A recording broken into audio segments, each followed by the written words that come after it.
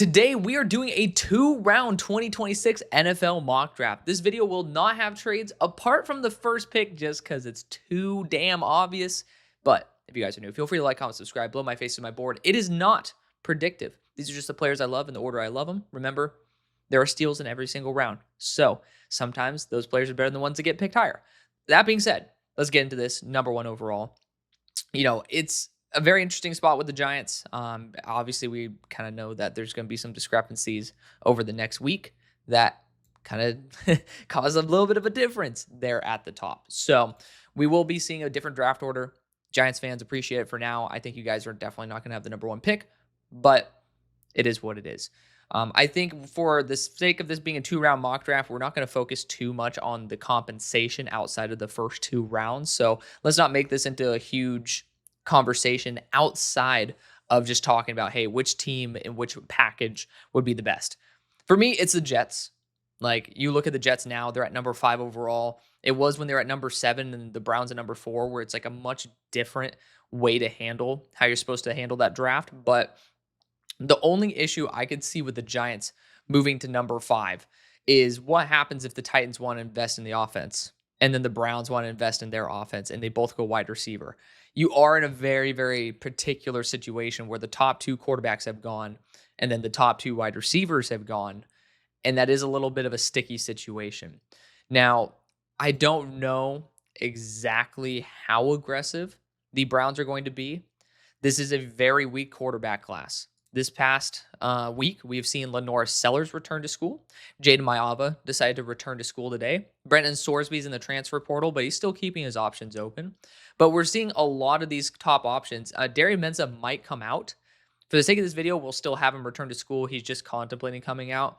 But it's a very unique situation where even Ty Simpson, Dante Moore could decide on their own to return to school. And I think it's going to be an arms race for the top. And I don't think the Browns are desperate to that degree to spend what they'd have to, because you're looking at that Browns second pick, it's 28. Are you telling me, 4 and 28 can even come close to 5 and 18? Like, it just can't. So I think the Jets are sitting perfectly here. And it's just the right opportunity for the Giants as well to just say, you know what? We're just going to be super happy with this equation right here. I think what they do want to do is poach maybe something of like a future 1 territory. This is a very expensive trade as it is. We're going to go for a future 2 for the time being. I don't want to just absolutely rail the Jets out of draft capital. And I do think the Jets would want to spread out the hurt, because you don't want to give up all your draft capital. I mean, you just don't. But maybe the Dallas's first round pick, which PFF doesn't have in here because of the fact that, it's technically an undecided pick between Green Bay and Dallas's. But just got to throw that out there. I do think the Giants being able to get multiple picks here is a smart thing to do. Again, feel free to toss in that future 1 if you do, please. So the Jets have done their trade, and the Giants have now moved back. The Jets move up to 1, and they're going Fernando Mendoza. I reevaluated the top quarterbacks today just to make sure I have finally graded all of them, and it's a very close race at the top. I think Ty Simpson gets absolutely ramrodded for a legitimate reason. I do think his play decreased as the year went on. He ended up kind of like starting out a little bit slow, but had some good flashes, really peaked up, and then he did have a bit of a dip. But I think people don't attribute, and it's not your fault. You're not watching the coaching tape. You're watching what the broadcast shows. A lot of issues with wide receivers, whether it be drops. I mean, Ty Simpson has above a 9% drop rate. Like, that's actually crazy. Or 8% drop rate. So a near 9% drop rate at 8.6. You look at Mendoza, it's at a 2.6. And I'm not going to say, oh, that's like the big indicator, but there's a reason for discrepancies in stats. I mean, Dante Moore dealt with a backup wide receiver crew half of the year and has a 6.6. So I think Ty, there's a little bit of a discrepancy there that isn't easily made up for when you're watching, on your TV. And it's not your fault that you're watching on your TV. It's a good thing. I mean, you're supposed to be locked in and engaged. So I do think that you guys are perfectly fine doing that, but it does lead to some skewed opinions. And Fernando Mendoza, he's doing a great job. I do have him slightly above Ty Simpson by 1/4 of a point. It's neck and neck. They have respective issues and strengths each, and I think they're both great. I think Dante Moore is the best quarterback in the class.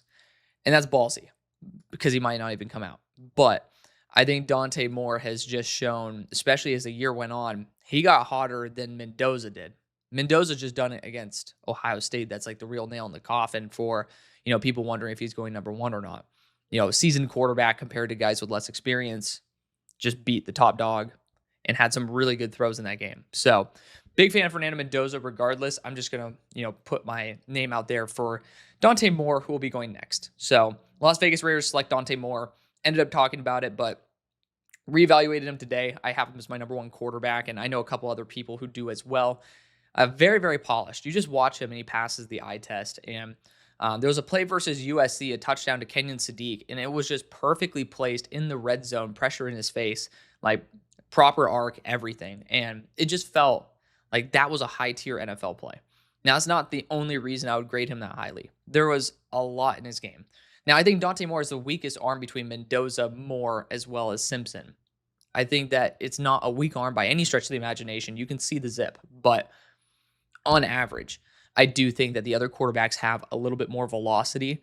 Dante Moore, though, just brings a really reliable package. And something I do love about Moore that I saw as an issue with Mendoza, in short range, when you're talking about RPOs or pretty much one read type of throw systems, I saw Mendoza throw it far more. I saw Dante Moore hold back from making a forced decision.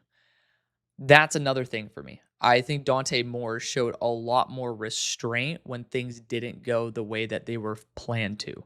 But Mendoza is still a very good quarterback.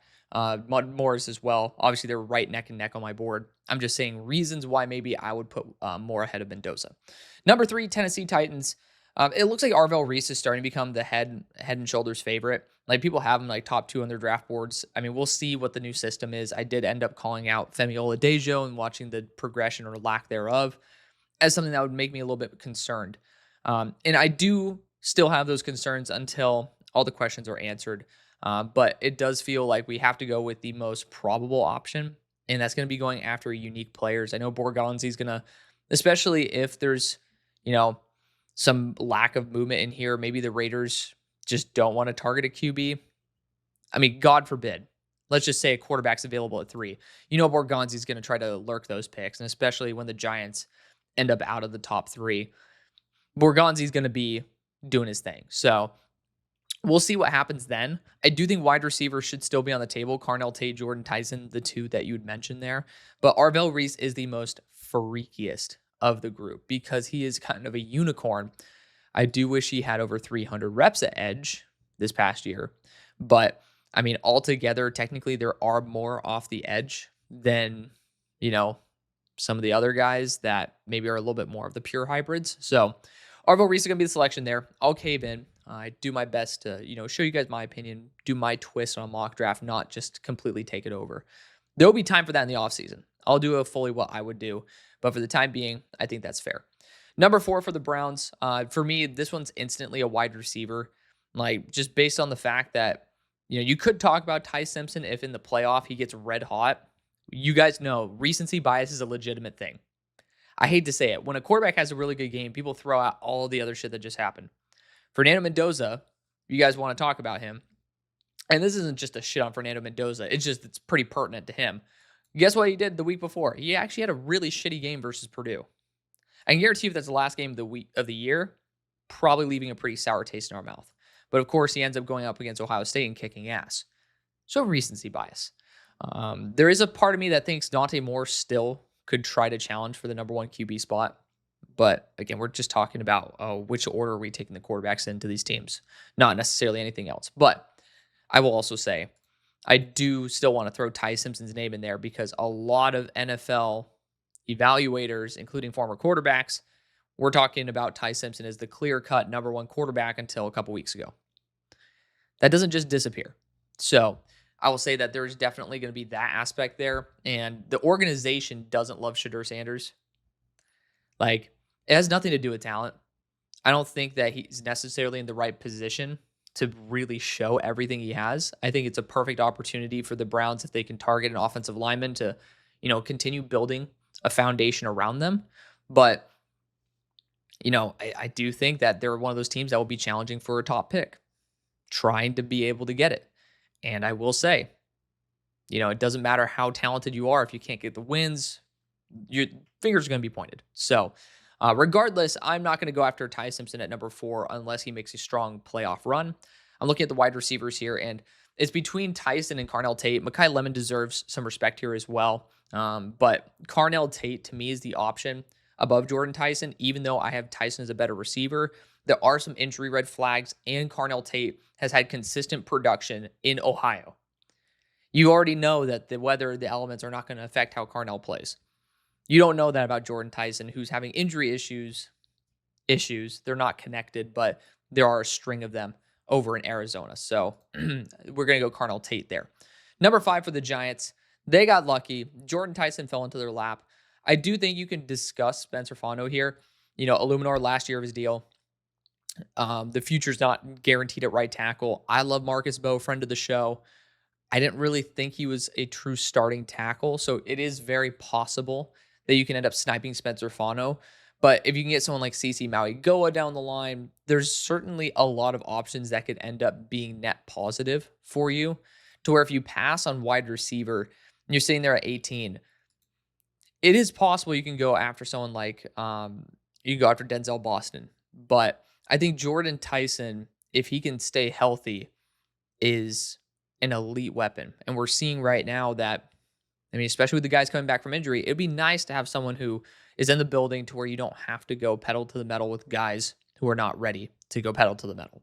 We're going to go Jordyn Tyson there at number 5. Number 6 for the Arizona Cardinals, a very unique spot. I do think that quarterback 100% is on their mind. 100%.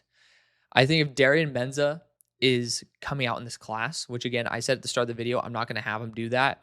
I think he's the potential trade-up option at the back end of the first. I think the Rams and the Cardinals would absolutely love Darian Mendoza. So keep that in mind, especially if the Cardinals continue to drop in the rankings like this. But it's a weird spot. I would prefer, personally, to fix the offensive line. I don't think it's impossible to go after Ty Simpson here, but it does feel a little high given the lack of momentum at the moment. And if he continues that, then there's no way in hell he's going in the top 10. So we're going to go after someone who's going to be a little bit more reliable and instant impact, and Spencer Fano can be a great choice there. Number 7, New Orleans Saints. Ruben Baines here, I think he's just best player available. Does not necessarily fit a Brandon Staley system that's a little more 3-4 focused. However, going after someone who has a similar, here's the biggest issue, which is something why I think Mickey might want to pass on Ruben. There's some reports that he's under 31-inch arms. I've seen him in person. Those arms did look short. Now, I don't have enough in-person experience looking at arm length to be able to confirm or deny that. And luckily, we're going to have people who will do that for us. But I didn't see it was very short. There's a chance that Mickey Loomis says this guy measurably is just not good. And it's going to be a big issue. I do think there's a possibility of that. But I also just don't really see other options at this point. Some people talk about Caleb Downs. If you want to continue building up your defensive secondary, by all means, Jonas Sanker, Caleb Downs would be a really unique dynamic duo for the future. I don't see the bang for the buck on that. I feel like that's more of a luxury move. I'm going to roll the dice on Ruben Baines one more time at this moment. I think it's a great spot to trade out. If you can, you're sitting here, the Commanders are at number 8. I'm spoiling what I'm doing later this week in the mocks, traded with mocks, or mock with trades. Hello. But a team you can look right now at the Chiefs. Interesting option right there. Same thing with Keldric Faulk. The Cowboys, if they end up losing a couple more games, hopefully they don't, because I'm seeing them this weekend. I would love to see them actually put up a really damn good fight versus the Chargers. We could end up seeing them in this range and being a good trade-up target where they can recomp some of their draft capital and, shift some things around with their multiple ones. So there's a lot of things that can happen, but for this video, we're going to go Ruben Baines there. Number 8, Washington Commanders. Seeing Ruben Baines get sniped in front of their eyes definitely is a kind of a kick to the balls, but, that is the draft for you, right? Hell, the Commanders could even try to inch their way up and just select Ruben Baines, but I don't think you need to do that. I think best player available is the most important thing for the Commanders. I think this is another spot where if you do have offers flying in, like again, if there's a team that's lurking, maybe the Dolphins, they're talking about how they don't like how Tua's playing and their quarterback situation. A little bit scary. That's something where you might want to jump the Rams for Ty Simpson. There are those questions that'll start popping up. I don't think Ty Simpson has played at the level recently to give us that momentum, but it is an option. So keep that in mind. But I do think for the Commanders, the best thing you can do is just get the best player available. And Caleb Downs, I mean, no one's going to complain about having a legitimate superstar on every single play, pretty much. Like Caleb Downs is everywhere. He's in the box. He's deep. Like he just knows how to cover. There's just nowhere you can put Caleb Downs where he's not going to be an asset. So we're going to take him there and just have him be, I'm not going to use the name Sean Taylor, but there's that level of impact that you would pray to God you can get from Caleb Downs, or at least 80% of it. And if you can get 80% of it, it's worth a top 10 pick. Because Sean is my favorite player of all time. Him and Lawrence Taylor. Those two guys, those are everything to me, which funnily enough have nothing to do with my favorite teams. But, don't ask me. Don't ask me why. But at number 9 for the Cincinnati Bengals, very interesting spot. Because, there's good options here. It just depends on like how good Keldric Faulk is. But, you have Jeremiyah Love. That's, the draft darling. Everybody loves Jeremiyah Love and, honestly, perfectly reasonably so. Even with me knocking his grade down because of running back value, he's still a top 20 player on my board. Like, he's awesome. I do think Mansoor Delane's a good possibility. Really, really smooth movement. Kind of reminds me a little bit how when they drafted DJ Turner, like, there's certainly some aspects of that to his game. But corners have been dropping more and more. And with Mansoor's arm length being short, I do worry about that. So it's between Peter Woods and Keldric Faulk. The only reason I'm bringing Keldric Faulk back into the equation is everybody and their mom is guaranteeing he's a top 20 pick. I don't think he has the athletic traits that the Bengals would be looking for, but maybe they're wanting more of a floor play when they're losing Hendrickson. And I think for that reason, I'm going to throw the curveball here and go after Keldric Faulk because he's going to have the measurables. He's going to have the overall size profile they look for at edge. It's going to be more so of a focus on is he athletic enough that might end up determining whether he's that pick or not. At number 10, we have the Los Angeles Rams. And with all the quarterbacks leaving the class, I didn't feel comfortable going Ty Simpson at 6. But this is where it's like this is a free pick. Ty Simpson, it just depends on whether the Rams are going to be like viewing Matt Stafford as someone who could be MVP again. If they decide that Matt is the MVP, and if you guys want me to do that, by all means, let me know. Later this week, we'll test that theory out where, the Rams will not want to go after a QB. They're just going to say, fuck it. We're going to wait till 2027. But Ty Simpson, this is a free pick. Ty Simpson is, for a lack of a better term, Baker-esque.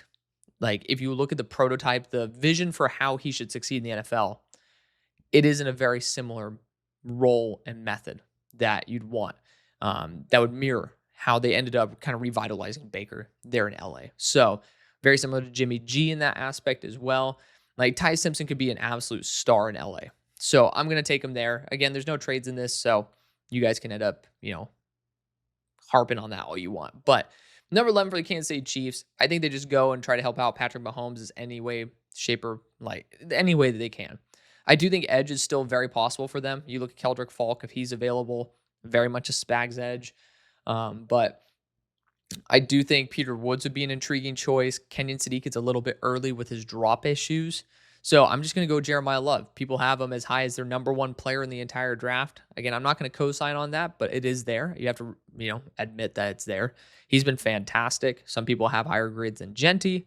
If that's the case, we might see him as high as number 6. I personally wouldn't do that.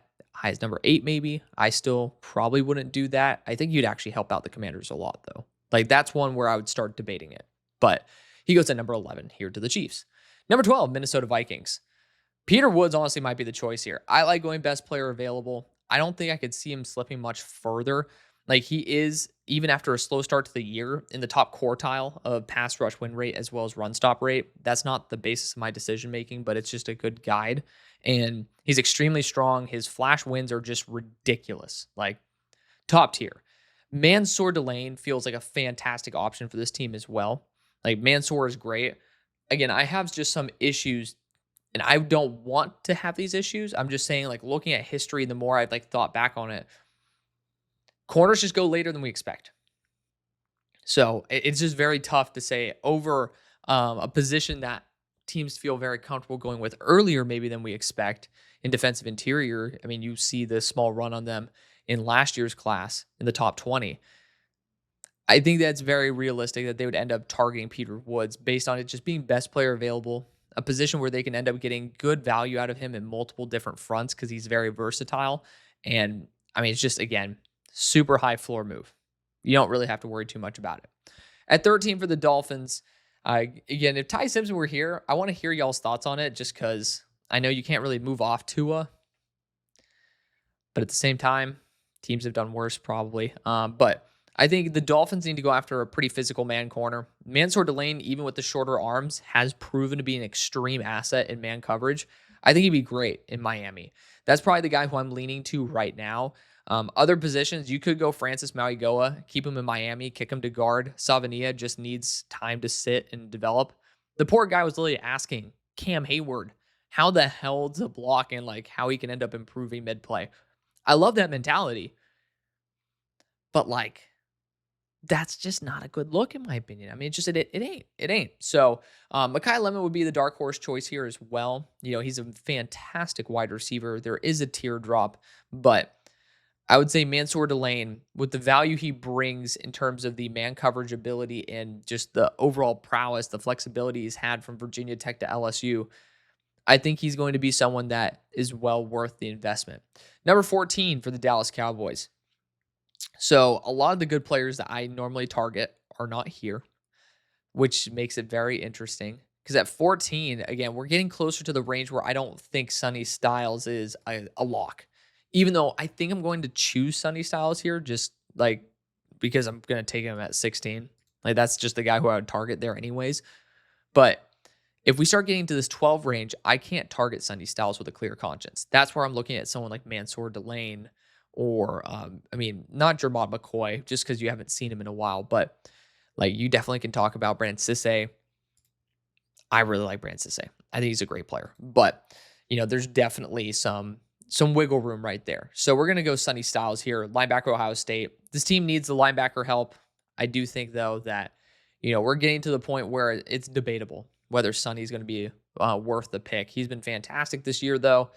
I do think he needs to have the right defensive mind around him in order to maximize the potential, as do every single player. But I would say the range between floor and ceiling is a lot larger than what people are discussing. And I do see that there is a bust factor with Sonny Styles that is not talked about enough. And again, every player has a bust factor, but this one feels, for a player who is viewed so highly, to be a little bit too much pushed under the rug. That's my opinion, is what it is. Number 15 for the Baltimore Ravens. You could talk about someone like David Bailey as a pass rusher here. I mean, you can't really go wrong for this team, except for going defensive interior, because, I mean, people used to go Kayden McDonald. They brought back Travis Jones. No real reason to target that position. TJ Parker is usually the guy who I like to go for this team, but I would also like to throw out someone like Cece Mauigoa. They like to go after best player available. You can use him as a guard, have that tackle versatility. For me, I would prefer that, and he also is bigger.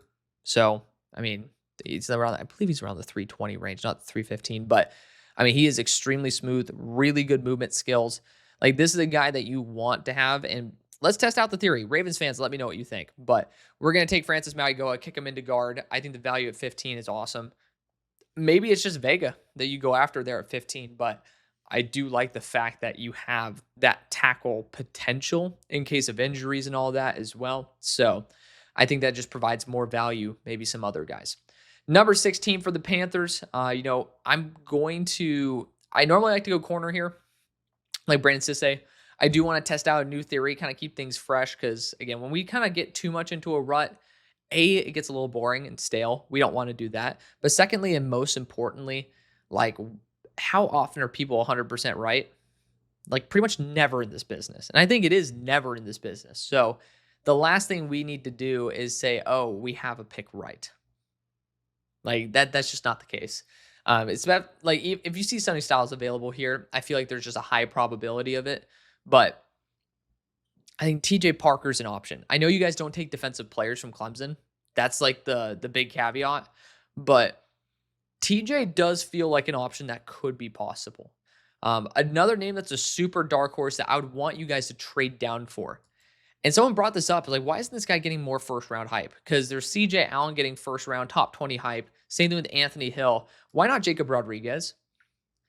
And I think that's fair. Jacob Rodriguez, I have higher grade on than CJ Allen and Anthony Hill. Like, I think Jacob Rodriguez is really, really good. I think Jake Golday gets a lot less respect than he deserves. So I would say via a trade back, Jacob Rodriguez is not a bad choice here.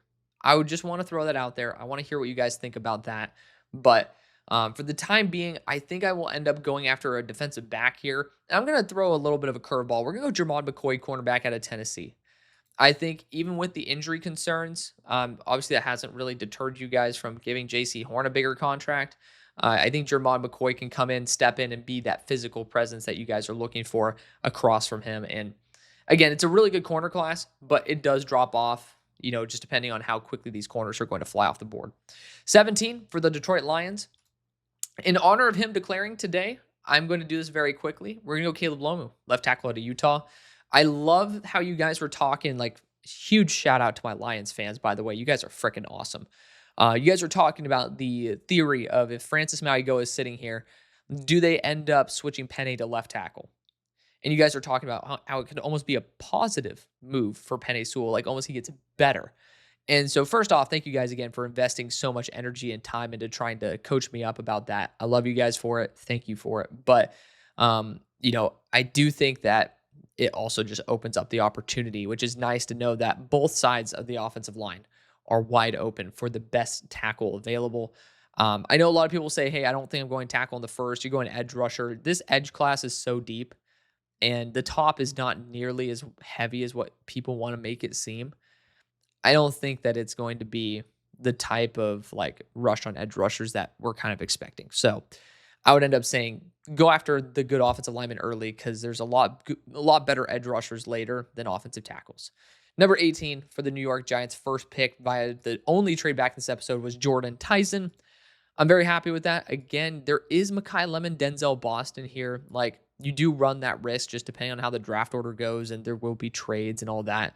Like I was saying with the Panthers, a team would probably try to trade up for a wide receiver in that range. And so there's definitely a lot of ability to move. But linebacker as well, this is going to be one of those spots where you could talk about like the third linebacker. I will say linebacker doesn't go very high, so there is that risk as well. The offensive tackles, I highly doubt you're going to try to target one here.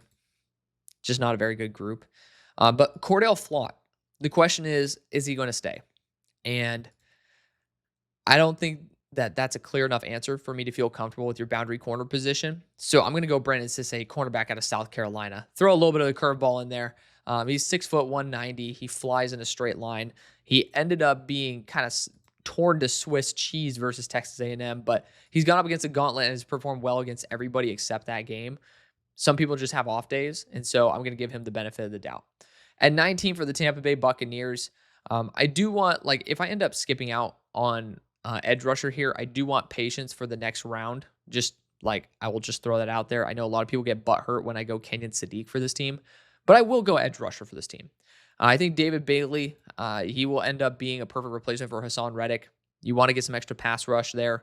And, I don't think Bowles is going to fuck with the off-field concerns. David Bailey assaulted a cameraman, ended up in 2024 versus NC State, pretty much curb stomping a guy. Do your own research. It's out there. I posted my own. Again, I have nothing. I love David Bailey coming to this year. So I'm like the guy who didn't want to believe it. I'm going to go with more of a moldable player. Higher floor, TJ Parker, edge rusher out of Clemson. Just call it a day there. He's a bit larger as well. Better run foundation. Definitely somebody who could end up being a true edge one in the NFL if everything pans out, which I trust Bowles. Number 20, Pittsburgh Steelers.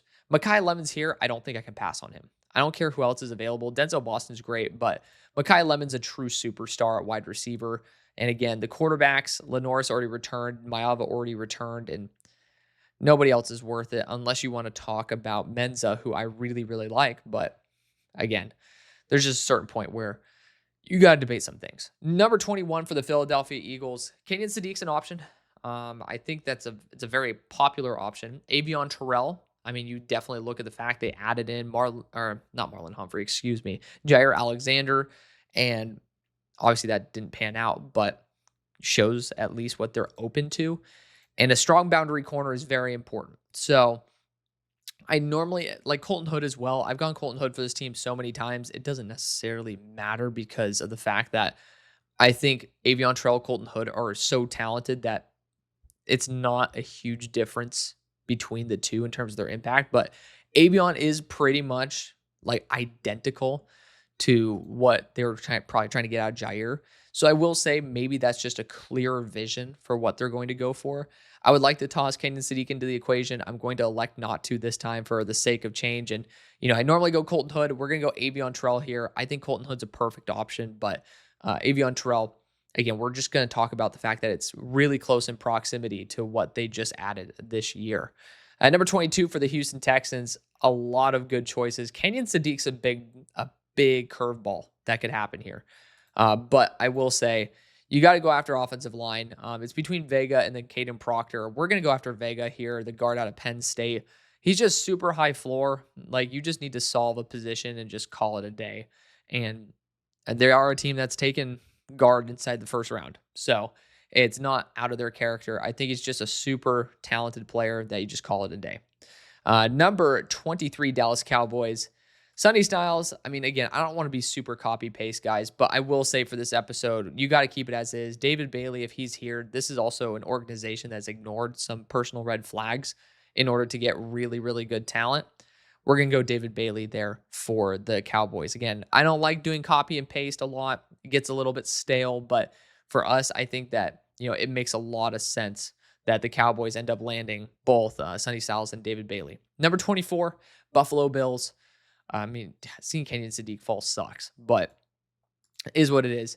I do think Denzel Boston needs to be the selection here. Otherwise, you are kind of cursing, like you're kind of like screwing yourselves over by sending him to the Niners or to the Patriots. And that's the big red flag right there is, well, a team that you're pretty much having to fight tooth and nail to, at least compete for supremacy of the division.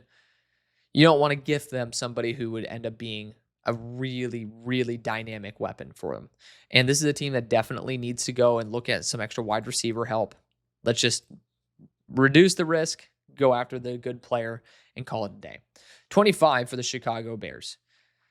Seeing Kenyon Sadiq fall is just intriguing. I don't know where I want to take him, but Bears, I mean, offensive line, they're doing well. Quarterback doing well. Wide receiver doing well. Running back, not taking Jadarian Price this high. So I don't really think that's going to be the realm they're in. They're going to look at defense. And Kayden McDonald, to me, he definitely feels like the option that I would probably try to target. Like, you go edge, but none of these guys fit a Dennis Allen edge. And again, PFF, please, man, please take out guys who have already declared for school or like decided to return to school. It is kind of infuriating at this point, but I think that the best option here is Kayden McDonald. Defensive interior is valued higher than what we like to admit. And a nose tackle, especially with the floor of Kayden McDonald, is going to be a huge asset for the Bears to maintain a really, really consistent defensive front. 26 for the Los Angeles Chargers. First pick, I think that they should just go after offensive line. And it's between Kadyn Proctor and Emmanuel Pregnon. Completely different archetypes of player. Kadyn Proctor, though, I do think the fact that he has the ability to play tackle in case of some injuries, which unfortunately now that we've seen experience them, it could be a valuable asset. And then, very similar role to what you'd be having with Mekhi Becton. And it can't get much worse. I do think they'll end up going after Kadyn Proctor there to be a guard out of Alabama with the ability to fill in at tackle. Also kind of sticking it to the Niners because that would be my dream position or dream player for them. But at number 27, Kenyon Sadiq here. It's like that's a nasty little curveball they could throw. Casey Concepcion feels like a very realistic option. Just the receiving core is in shambles. This is somebody who is a dynamic route runner.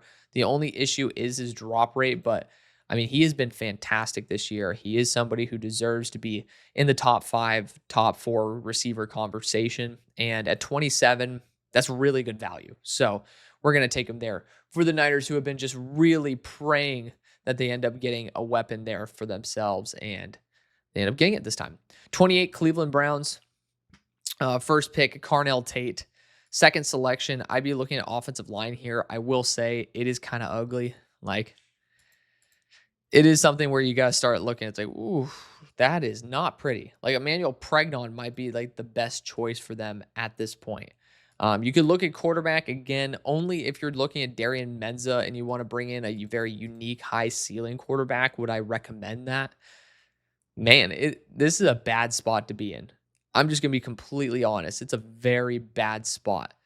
Like, I don't like this at all. Just to be completely blunt. I think they could go tackle here. Like, Tiernan's the guy who's standing out to me because they're not afraid of going after tall offensive linemen in the first place. My only concern is his most recent game. Again, recency bias, but it's still true. He ended up allowing 7 pressures. He was really, really solid all year long. You look at the pass rush statistics or pass blocking statistics, he's been great. This past game versus Gabe Akis, he ended up getting his ass kicked. There is an issue with that. But this is somebody that could kick into guard if need be. He is going to be someone who I would dream to trade back. Just full transparency. If Menza example is here, this is where I'm asking the Rams. This is where I'm asking, well, I guess the Browns would be one of them, where they'd end up taking it into account.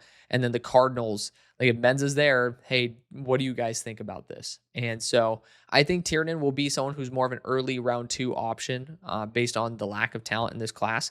He is someone who I still believe in a ton, but he is someone who is able to handle cold weather. He is a polished player, and he's handled like length differences for his entire career. He's going to be someone who has around 32-inch arms, 32 and a half, if I'm not mistaken.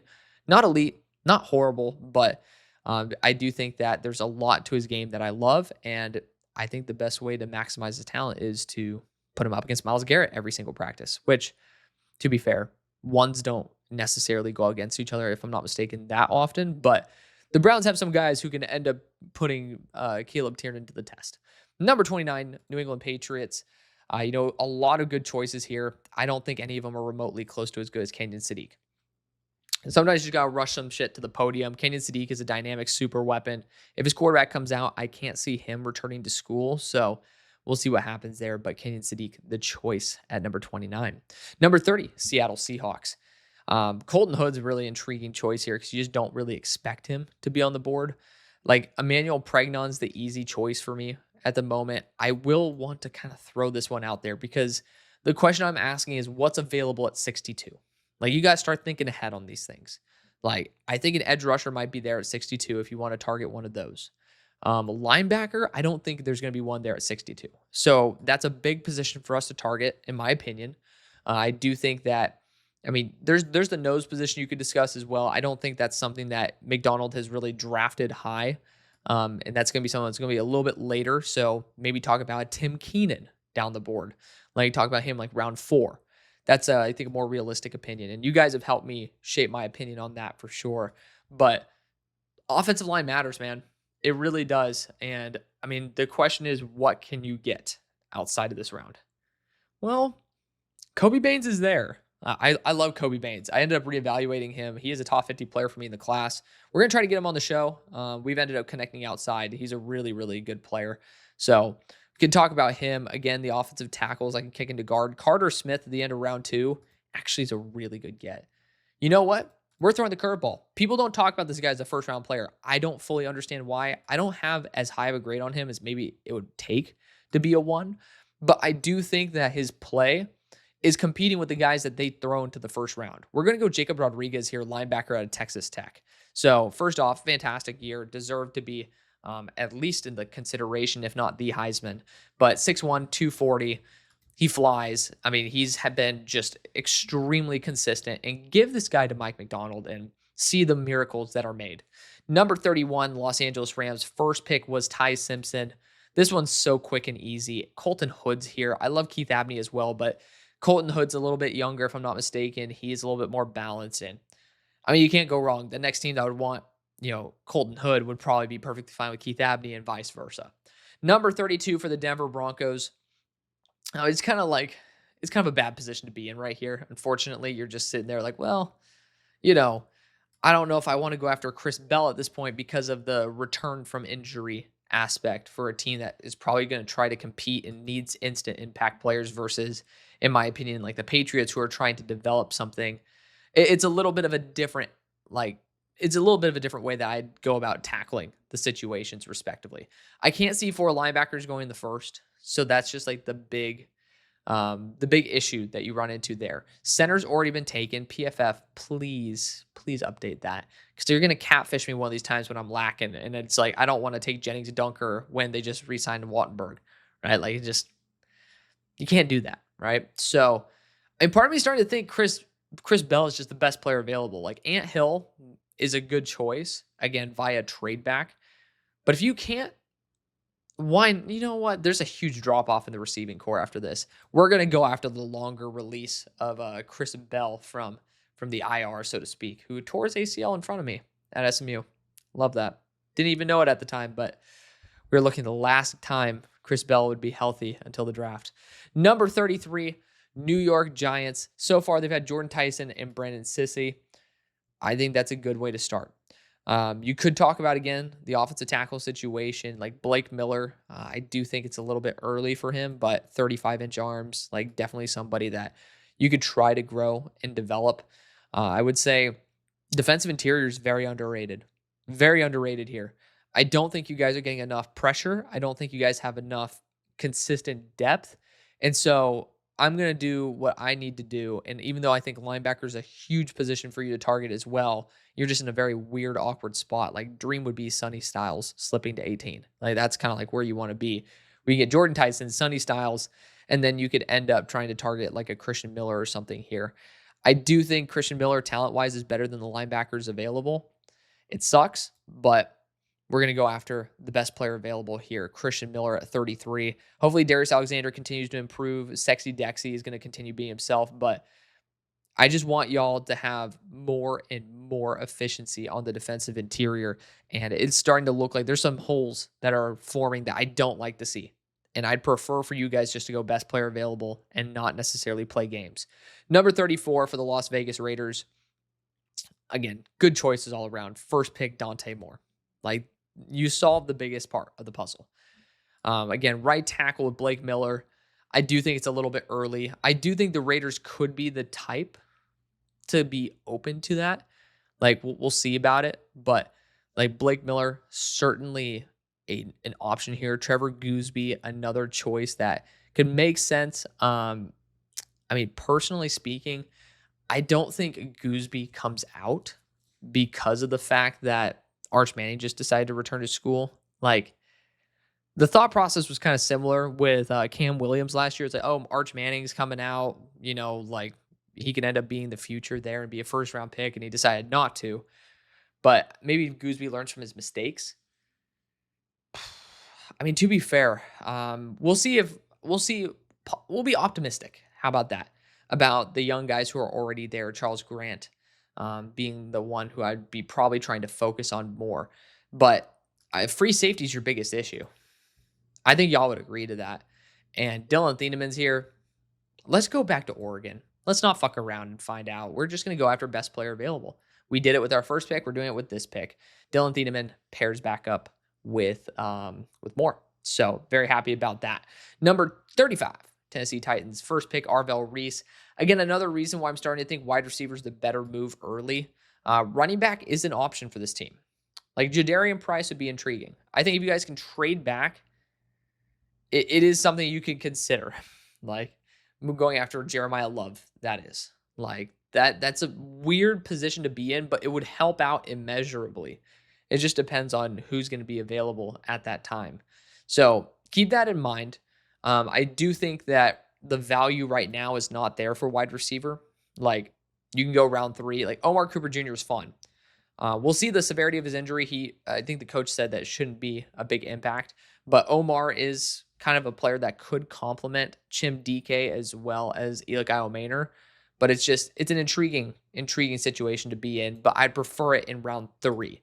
Right here, I'm just going to want to go after best player available based on your needs, and that's going to be Keith Abney. I think he's a young, solid, reliable boundary corner, and you just can't get enough of those. So we're going to select him here for the Titans, who end up pairing Keith Abney up with Arvell Reese to really retool their defense. So number 36, Cleveland Browns, Carnell Tate, Caleb Tiernan. Those are the positions you need to go after. Like, I think that's just smart management. And so at this point, again, the quarterbacks, there's nothing that I'd want to take here. You're just going to be wasting a pick. You're lighting some money on fire, so to speak. I don't really think there's anything on offense that has the proper value. Now, I would be open to getting extra edge support at this time. Like, there's just, I could go back to the offensive line, to be fair. Like, Emmanuel Pregnon's available. Honestly, I don't really care about like what's there right now. I'm going to say we're going to just go best player available. Let's load up on the offensive line, man. Tiernan, Pregnon, call it a day. I mean, you just go best player available. Like, who the hell is going to complain about having the best player available? It just, when it's a high value position, like offensive line, you need to solve that shit. You don't have it solved. Just go balls to the wall, man. Just do it. 37, New York Jets. Again, first pick, Fernando Mendoza via a trade up, the only trade in this entire mock draft. At this selection, you could talk about Omar Cooper Jr. I'm a sucker for storylines. I think you got to pull the trigger on that. Like, just pair him back up with his former quarterback. It is a team that needs to continue investing in wide receivers. So Garrett Wilson, Omar Cooper Jr., A.D. Mitchell with Fernando Mendoza. Call it a complete offense. Number 38, Arizona Cardinals. Spencer Fano was their first selection. And based on the tackles available, I feel very comfortable with that. I would like to throw Jadarian Price again into this mix. We'll see if he ends up declaring. Jeremiyah Love declared today. But someone like Damon Claiborne, I think round 3, round 4 is a good choice as well. I'm going to look at linebacker at this point. You got CJ Allen, who's really damn solid, but I would like to see a defensively minded coach end up utilizing Anthony Hill to the maximum of his potential. So we're just going to continue getting key defensive pieces or key pieces at areas of need with young players in Fano and Hill. And again, just not overthink it too much. Number 39 for the New Orleans Saints. It would have been nice to have Pregnon here. Not the case. First pick was Ruben Baines Jr. Now, wide receiver with Omar Cooper is possible if he is available. He is not in this situation. So we're looking at other positions. Defensive interior, you still have Caleb Banks, Amari Washington. Those are legitimate options for us. You could try to wait till the 3rd round. You can end up trying to target guys like Lee Hunter, who I don't even know is going to be there in the 3rd round, but still definitely some players that are at least worth mentioning in that group. Interior offensive line, I do think that there is the opportunity, if you do see one that is available, like Jennings Dunker, not a bad option. Honestly, with the center versatility, I'm kind of digging it. So, I mean, it probably would have been my next pick here with the Texans, funnily enough. So I'm screwing myself over. But to add to Ruben Baines Jr., we're going Jennings Dunker. We're just going to get absolutely like monstrously strong dudes in the trenches and then continue building around our building blocks. Number 40, we have the Houston Texans. First pick was Vega. Again, I did not go Jennings Dunker, but it was certainly an option at this point. You guys like to go to bigger schools. Caleb Banks declared for the draft. I think he kind of needed to, but definitely a player that could end up being like really, really highly sought. Some people think of him as a true first still, but Amari Washington's the one who I'm thinking of. I've seen a Domata Peko, if I'm not mistaken, comp thrown out there. I think it's pretty ballsy, but Amari Washington is somebody that you want to invest in. I do think linebacker as well. Honestly, CJ Allen brings the thump that I know this organization looks for. Let's go CJ Allen. Let's throw the curveball. We're going to go CJ Allen, linebacker out of Georgia there for the Texans. I do think linebacker is a position they're going to start taking a peek at. Number 41 for the Cincinnati Bengals. First pick was Keldric Faulk. And here at number 41, since you've already addressed the edge position, I think it's, like, again, kind of a chill place to be. Offensive line, Austin Searveld's a choice. You could go guard there. I mean, it's not bad. It's nothing that's crazy, but I would say that boundary corner as well. Like Chris Johnson's here, Julian Neal is here, Davison Igbinosun. Like those are kind of the big three for me at the moment. And Chris Johnson is really good in off coverage, lurking and stuff. I don't necessarily think any of these cornerbacks except Igbinosun fit the AFC North prototype. So I don't really know if I'm going to pull the trigger on Iggy at this point. Looking at other options, because we still should at least evaluate what else is here. And again, I don't get why PFF hasn't updated this board. Drives me crazy, but you got to do what you got to do. So defensive interior is possible. You do have Caleb Banks here. And again, it's a team that likes measurables. Amari Washington's here. You could rehaul the defensive line. Keldric Faulk, Amari Washington would definitely work miracles for this team. And again, part of me just thinks you should just go Sierreveld at this point. Carter Smith as well as a choice. I don't think Sierraveld's coming out, but we'll take him here. I mean, he's somebody who has tackle flexibility, but we'll be playing guard for you guys for the long haul. 42, Atlanta Falcons. It's their first pick of the draft. I think a nose plug like Caleb Banks is just worth a shot. Amari Washington as well. Like, it just makes a lot of sense. Boundary corner, you could go after someone like Chris Johnson at this point. Well, let's throw the curveball. I normally don't go corner for this team. I'll go after Chris Johnson, defensive back out of San Diego State. 43 for the Chiefs. First pick was Jeremiyah Love. I do think edge rushers on their short list of players to target. I wish Zion Young did not get arrested for DUI, but you look at someone like Denai Dennis Sutton, makes a lot of sense for him. Derek Moore makes a lot of sense. Gabe Akis, Nateo Uyagale, LT Overton. All these players. Quincy Rhodes returned to school. So that's why I almost want to hold off a little bit further. I think that tight end is not valuable enough at the moment. I think boundary corner could be. Like Davison Igbinosun fits the exact prototype the Chiefs are looking for at a boundary corner, which is an extremely physical, like just gritty ass corner. Very similar to what I'm talking about with Noel Williams. Davison Igbinosun would be a superstar here in Kansas City. People like to talk about Jermod McCoy. Go watch Davison Igbinosun. Again, this is an outdated board. I could tell based on the fact that there are players who have not been in the pool for multiple weeks. But Igbinosun is somebody that I've watched time and time again and fall in love with him every single time. I think I'm going to put my stamp of approval down and then go after him here for the Chiefs at 43. 44 for the Vikings. First pick was Peter Woods. I think this is a possibility to go after Julian Neal. Again, that's kind of the next best corner for me available.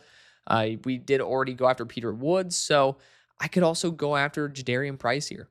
Like, if you can't go Jeremiyah Love, could go Jadarian Price, and Jadarian is a monster. I mean, he is a damn good player. I've never taken him to the Vikings, so you know what? That's what we're going to do. We're going to go Jadarian Price here at number 44.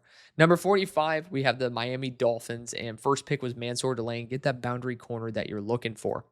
Wide receiver, don't really see the value here. I mean, you could go after someone like Chris Brazzell, brings that deep threat ability. Jeremy Bernard, short range. Like, there are options. There are. I can't lie. Defensive back to me feels like I've done this so many times for him, though. I do think safety's definitely on the board. I'm not going to do it. We're going to go edge because I do think, very similar to what I was talking about earlier with the Chiefs and Igbinosun, like there's a lot of really good options that would work here. You're trying to replace Jalen Phillips, so who's technically sound? Cassius Howell is, but he's not necessarily of the same frame. Mateo Uyagale is, but he's also a little bit less balanced. I think we go back to Penn State and go after Denai Dennis Sutton, edge rusher out of Penn State. Like, he's been very reliable, just consistent. A friend of the show ended up telling me that he sees Danielle Hunter in him. So I'm not going to go that far, but he has been consistently productive and is from the same system as some of their other edge rushers, i.e., other edge rushers, one of them, Chop Robinson. So they've shown affinity for that program. We'll see if they end up doing it again. 46 for the New York Jets, Fernando Mendoza, Omar Cooper Jr. Love seeing all that Hoosier in there, but we're not going to be able to get that this time. So with defensive interior, Amari Washington on the board, I mean, like, you can't say no. Caleb Banks is definitely worth taking a shot on as well, but I mean, you're just picking between players that are great, and both Amari and Caleb Banks would be great size and freakish abilities for their frame. You can debate whether which one is going to be better than the other. I think they're both great. 47, Baltimore Ravens. First pick was Francis Mauigoa to play guard with some tackle potential there. Love that for them because edge rusher would be my next target for him. There's a lot of them. And Cassius Howell has under 31-inch arms.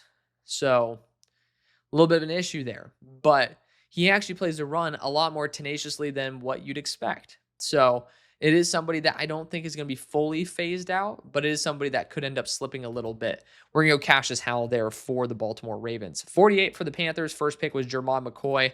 For those of y'all who are complaining about edge rusher value and saying, oh, well, you need to go edge in the first, look at the amount of guys here in the second. I like Caleb Lomu. I think that, at 6'3", 250, he's going to be a really reliable option. Malachi Lawrence, you guys know me, 263 pounds, 35-inch arms in the summer. Just definitely somebody you want to bet on. Akeem Mesidor. I think Akeem's actually a closer fit than any of those other players I just mentioned. You look at the size and athletic capability of Nick Scorton. Very similar to Akeem Mesidor, who is 270 to 280, who has really good mobility and really good technique. It does kind of feel right on par. And some people, apparently, some teams have Akeem Mesidor higher than Ruben Baines. That's not coming from me. He is older. That's like another red flag, but this is a team that needs consistency, needs production. But I heard it from the Todd McShay show. Some people think Akeem Mesidor is a better prospect, or at least a better pass rusher, which I think he's, a good run defender as well. But a little bit on the older side. But are you going to complain about whether your player is going to be 29 when he gets a second contract? I think it's better to be complaining about that than wondering why the hell you guys drafted him in the first place. It's good to, age is usually a good thing to bitch about. It's kind of like the smallest of the issues. 49, Detroit Lions, first pick, Caleb Lomu. Again, I think we go on an edge rusher bend here. There's a lot of very good ones that you can just target, and you can't really go wrong. For me, I like the ability to, kick guys to the inside if possible. There's a lot of flexibility in this class. I can't lie. There's a lot of very good players in this class, especially in this edge core. So we are kind of blessed with that. I'm actually going to target Mateo Uiagalelei because there's a lot of his frame at 270. I think he can boost it even more. He looks a little lanky out there on the field. So there's more to the frame to add. And I'm very excited to see a team that can develop him like the Lions end up utilizing the technique set that Mateo Uiagalelei has. So really strong run of 4 edge rushers in the past 5 picks. Might not be changing here at number 50 for the Colts. This is their first pick. I do think quarterback needs to be on their mind. Unfortunately, that is the case. But I'd wait till round 3. You just sometimes got to bite the bullet. But, linebacker, honestly, Deontay Lawson. I freaking love Deontay Lawson. Jake Golday as well. Cincinnati's not too far from Indy, if I'm not mistaken. We're going to go down the street and go Jake Golday, linebacker out of Cincinnati, to the Colts. At 51 for the Buccaneers, first pick was TJ Parker. Honestly, would have loved Golday in the system. Deontay Lawson's still here. Got to make sure that the health checks out, but Deontay Lawson on the field is a freaking monster. I think edge rusher and linebacker need to be 2 of the top 3 positions they target. And, the other one's more of a flexible, fun offensive player. Number 52 for the Steelers. First pick was Makai Lemon. Why couldn't Jayden Maiava come out? Tell me this wouldn't be a perfect pairing. He has officially declared to go back to school, for those of y'all who missed that portion of the episode. But we've already gotten our wide receiver of the future. Defensive back-wise, Julian Neal is here. I do think that even though he's going to be a little bit older, I think he'll be around 23, 24 in his first year. We can still get some very good value out of him as a boundary corner. He does have the movement ability and just the foundation that I think would work well in Pittsburgh. Offensive line-wise, we are getting to the territory where you can end up taking a shot. And honestly, Trevor Gooseby could be a longer-term project for us. But I don't know if I want to pull that trigger. I don't know if I'm ready to pull that trigger just yet. Well, maybe we are. Maybe we are ready to pull that trigger. Let's do it. We're going to pull the trigger. Trevor Gooseby, tackle out of Texas, going to the Steelers. Makai Lemon, Trevor Gooseby. Gooseby can kick into guard as well. Even though he's taller, I do think he's still polishing up as a tackle. Has really good first step range. Could be a late first round pick, but in this situation, he slides. 53 to the Philadelphia Eagles. First pick was Avieon Terrell. Right tackle certainly is still possible. Again, I like Blake Miller in terms of the 35-inch arms, get him to that rotation. But we saw the biggest one, which in my opinion was that boundary corner position. Wide receiver is possible. I don't think it's probable. I do think it's possible.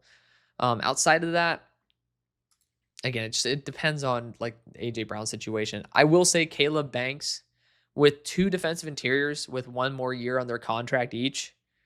There's a good chance that drafting Caleb Banks can save you $20 million a year. Like, I will say that. So honestly, I haven't done that for the Eagles in a hot second. Let's just go Caleb Banks, defensive interior out of Florida there. We're going to roll the dice, get somebody who is a freak and, just has had the bad luck card this past year in terms of health. 54 for the Texans. Vega and CJ Allen, first 2 picks. Kind of got screwed because Caleb Banks not available anymore. But I think Lee Hunter is as good, if not better, than Caleb Banks. Both are respectively in their own territory. Now, Lee Hunter has had his moments where he definitely looks like there's a little less gas in the tank than you'd expect. So there is a little bit of a concern there. But I think Lee Hunter is fantastic. Some people have him as a top 50 player on their board. For me, I do as well. So we're going to end up taking him there at 54. 55 for the Green Bay Packers. This is their first selection. It sucks to see Micah go down with, I believe, a torn ACL. Like that really sucks. Hoping he has a speedy recovery. I'm going to go Julian Neal here, cornerback out of Arkansas. I've been flirting with the idea of taking him for a hot minute now. He's physical. He's big. He's a reliable boundary corner. He's just a no bullshit kind of guy. So that's definitely what you want there in Green Bay, someone that you don't have to worry about. 56, Buffalo Bills took a wide receiver in the first. I think there's too much value here in the secondary. Emmanuel McNeil-Warren, I think, would be a freaking monster next to Cole Bishop. Ball skills through the roof. Obviously, Toledo, not necessarily the most enjoyable climate in the world, so he's someone who is proven to be able to weather the elements, but someone who can flex around pretty much anywhere in the box or deep and produce. 57 for the Chicago Bears. Kayden McDonald, first selection. I honestly just might rock the edge position again. And is Derek Moore 6'5"? 6'3". We can end up possibly throwing the curveball right there. Zion Young, if he wasn't arrested for DUI, would be the easy choice. Gabe Akis, actually, he's 6'3" too. Damn, I keep forgetting these guys are 6'3". I'm trying to see if there's somebody who's like in that 6'5" plus territory that we usually see with Dennis Allen, but I don't think we're going to get that. Derek Moore's been uber reliable. Like, he's definitely somebody that you can take on as a top tier pass rusher. Like, I love Caleb Lomu. He's a little bit on the undersized portion. Malachi Lawrence, you guys know me, love him to death.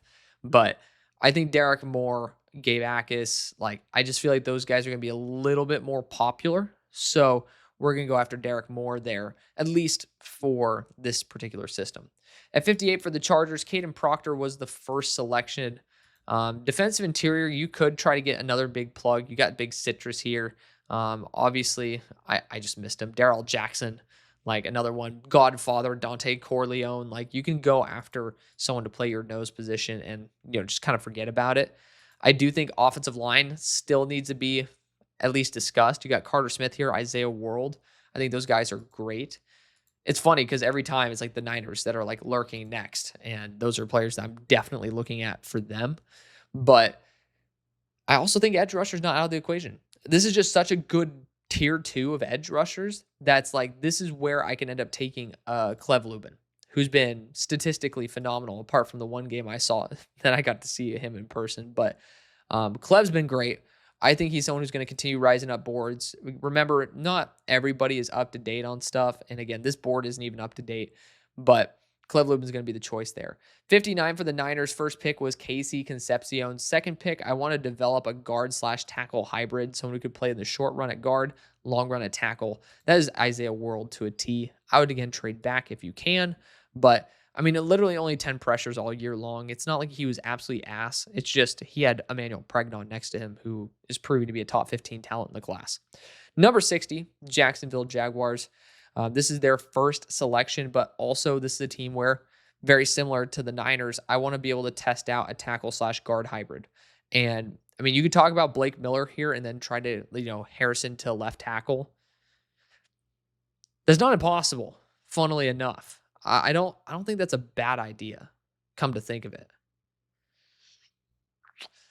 Part of me kind of wants to do that. Carter Smith was the other guy who I was thinking of. Ooh, you know what? I like that. I'm going to screw over the Patriots too, because Blake Miller kind of was a guy who I wanted for the Patriots. Blake Miller goes to the Jaguars. Again, 35-inch arms, good mobility, shut down Dylan Stewart, who will probably be a top 5-10 pick next year. Honestly, probably will be 2028. Just going to throw that out there. He's a little bit on the skinny side, but yeah, I mean, held him to one pressure. Definitely somebody who is a little bit more on the stock up side in a pretty bad tackle class. 61 for the New England Patriots. First pick was Kenyon Sadiq. I think a linebacker could definitely be on the market here. The player I would look at is Kyle Lewis, but again, you're not talking about 61, someone who is worth a pick 61. I love Kyle Lewis. The dude got destroyed for over 120 yards when he played Miami. That's not the taste you want to leave in like the team that's trying to draft you's mouth. That's not what you want to do. So I think edge rusher, again, this is the tier. Again, you're looking at guys like Joshua Josephs, that 250-pound range that they like. Malachi Lawrence definitely could be if he ends up getting back to more of his listed weight rather than what he was in the summer. Like, definitely could see that. But you got Kenyan Sadiq there. Honestly, I want to take Carter Smith here, put him at left guard, and put Jared Wilson to center. Like, Carter Smith's been ridiculously reliable this year, and he's been a huge reason why the Hoosiers have been so consistently good. So we're going to end up putting Carter Smith the left guard. Again, look at this. So Isaiah World, left guard, with the idea of a tackle for the long haul. Blake Miller, pure tackle, and then Carter Smith going to guard. So we had a quick run on offensive lineman there. Number 62, Seahawks. Kind of need a lineman. Went Jacob Rodriguez in the first. Carter Smith was my dream pick for them, funnily enough, and I totally forgot about that. So that's how you guys know I don't pick favorites. I screw over every team equally. But, I mean, very interesting spot. I would say, can we still go? Is there an offensive lineman that's worth taking? That's the number one thing you got to ask. Brian Parker's possible because he is a right guard. I think he would end up having a pretty good time there. Kobe Baines is a good right guard, but he's more of a gap guard. He would not really work in this system that's a little bit more zone focused. Maybe just look at someone like Cage Casey or who you can kick into guard. He's a really, really solid tackle that is just a little bit better built for a guard. I'd recommend that. Just wait for round 3 to do that. So we already addressed the linebacker spot. I think, again, that's super duper crucial. Outside of that, you could look at running back here. Like, it just depends on your vision of Jonah Coleman. I don't think he's been consistent enough to be worth a second round pick. I mean, it just sucks, but it's true. But wide receiver, I don't think you need to be in that realm. Quarterback, no. Tight end, no. So you're looking at defensively. And then again, corner doesn't look like that's going to be much of an issue. Knock on wood. Defensive back, So we're going to be looking again at the edge rushers. And Joshua Josephs is definitely an intriguing choice here. I like Gabe Akis for sure. Like, there's some very good players, but I think we have to go with my guy here in Malachi Lawrence. He's 263 with 35-inch arms, reliable pass rusher. I just think you got to go best player available. And in my opinion, I have him as a top 10 player. Again, that's why I tell you guys my board's not predictive. I don't think he goes until like probably late day 2. But there's a chance that, as teams start looking at the measurables and everything, he could end up being one of those guys who sneaks up a little bit higher than expected. Number 63 for the Rams, Ty Simpson, Colton Hood. Can't really ask for it much better than that. You could try to take someone like Brian Parker and see if he works, Caden Green, and see like if that can work out. But wide receiver, I think, is the position the Rams are going to try to target as well. I think Chris Brazzell can stretch the field and provide a vertical aspect of this offense that you'd really like. But Jeremy Bernard ends up having instant chemistry with Ty Simpson. Granted, one of the worst throws of the year was a miscommunication between Jeremy Bernard and Ty Simpson, but I like the reliability. And again, I'm a sucker for storylines. 64 for the Broncos ending off this draft. Chris Bell was their first selection. Again, I really wish there were better linebackers available here. Like Kyle Lewis, I don't think is going to be a choice for the Broncos here, but I think I'm going to throw my curveball in. And of course, he's not an option. So we're just going to end up letting a ADP boost go to Justin Jolie. But it's going to be Eli Raritan, tight end out of Notre Dame. He's at the Shrine Bowl. Super excited to see him just blow that shit up. He's going to be phenomenal. Fingers crossed. I mean, if he's ass, that sucks. But a joker tight end, regardless, for the Broncos at number 64 to provide that pass rushing upside or pass receiving upside that you can end up pairing up with Chris Bell. That's the end of the video. Thank you so much for watching. Show and love you always do. I'll see you later. Peace.